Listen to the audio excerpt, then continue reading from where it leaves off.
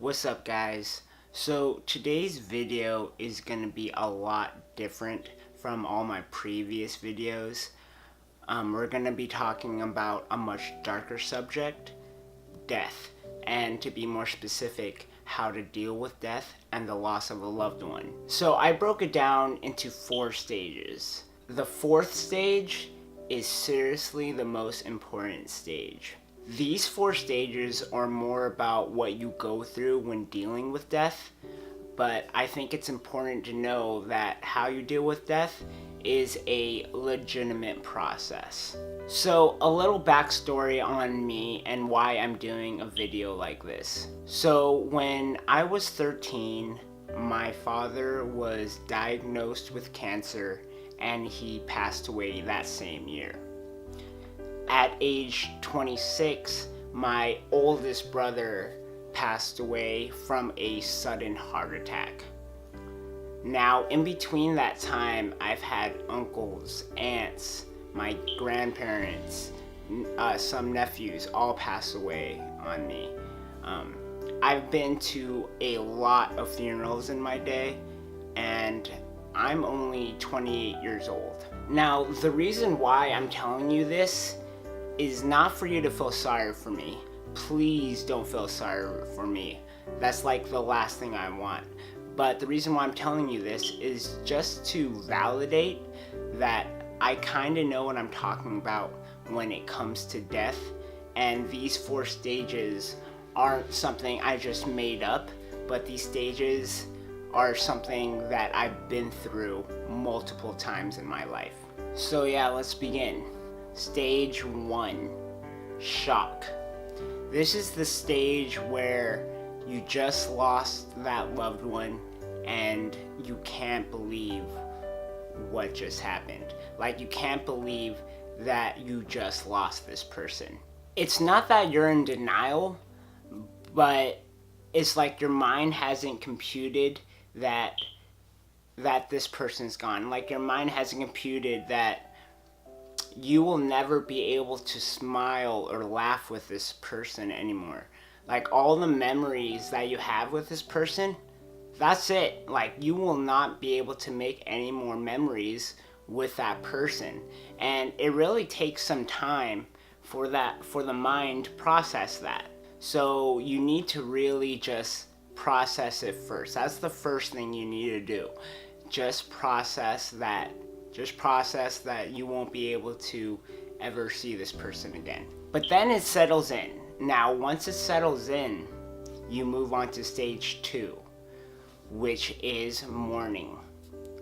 Now, mourning can take up to weeks. It could take up to months. I could even see it taking up to years. Hopefully, it doesn't take that long, but I could see it happening. Just know that every person goes through death differently. Now, this is the stage where you're just sad. This is the stage where you allow yourself to be sad. You know, you just lost the loved one, and it sucks. And it is okay to be sad.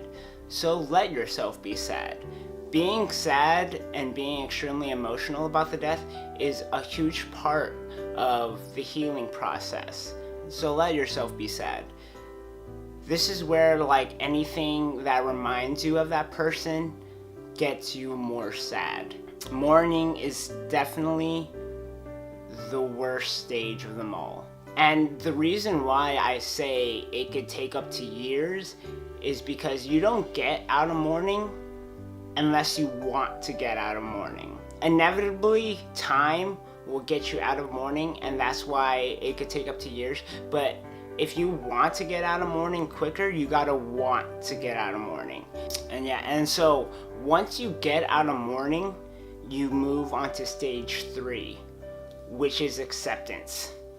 This is the stage where things start to feel normal again.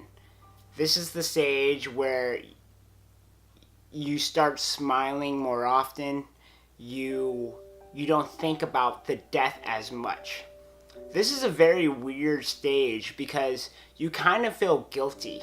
You feel guilty because you are getting over that person's death.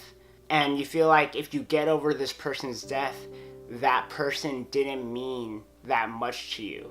But that's not the case. This person passed away and you live on. And that's what happens in acceptance. You accept that person is gone from your life and that you live on. And then you move on to the fourth stage. Like I said, the fourth stage is seriously the most important stage. The fourth stage is enlightenment. Now, enlightenment is where you turn a negative into a positive. And I know what you're thinking, how can death turn into a positive thing? You know, it can. This is where you take all those traits, like all the traits that made you love that person, that made you feel like that person was great, you take all of those traits and then you start applying that into your own life. This is the stage where you don't get sad anymore. Like the things that used to get you sad in mourning will now make you laugh and be positive. This is where you gotta realize you just have to be fortunate. Find yourself fortunate that you were able to make all those great memories with that person.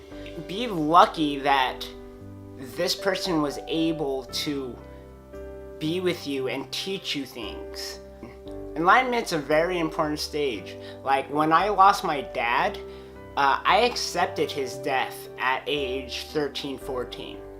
But I didn't move on to the enlightenment stage until my mid-20s.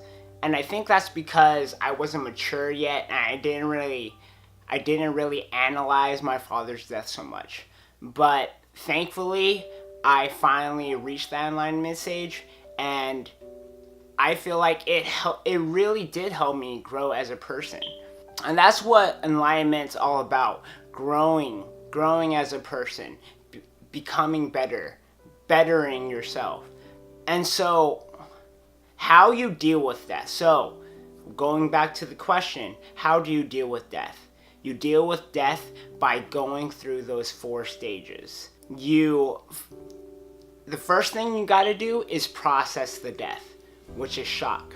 The second thing, be sad about it, which is mourning.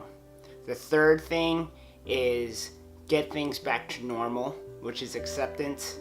And the fourth thing is grow as a person, which is enlightenment.